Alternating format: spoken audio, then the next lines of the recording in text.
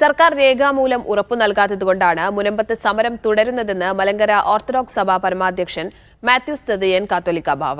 സാദിഖലി തങ്ങളും ബിഷപ്പുമായി നടത്തിയ കൂടിക്കാഴ്ചയിൽ രമ്യമായ പരിഹാരത്തിനാണ് തീരുമാനമുണ്ടായതെന്നും കാത്തോലിക്ക ബാവ പറഞ്ഞു. അബുദാബിയിൽ പുനർനിർമ്മിച്ച ഓർത്തഡോക്സ് കത്തീഡ്രലിന്റെ കൂദാശ ചടങ്ങിനെത്തിയതായിരുന്നു അദ്ദേഹം. അടങ്ങിയില്ലെന്നുള്ള രീതിയിലുള്ള പ്രസ്താവനകളൊക്കെ ഒറ്റപ്പെട്ടതൊക്കെ വരുന്നുണ്ട്. അതേസമയത്ത് സാദിഖലി തങ്ങളും പിന്നെ മെത്രാപ്പൊലീത്തായും അവരുടെ കാതോലിക് ബിഷപ്പുമായിട്ടൊക്കെ കണ്ടല്ലോ. അത് കണ്ടത് രണ്ടു കൂട്ടരും കൂടെ ഒരുമിച്ച് സമാധാനമായിട്ട് തീരാൻ തന്നെയാണ് ആഗ്രഹിച്ചിരിക്കുന്നത്.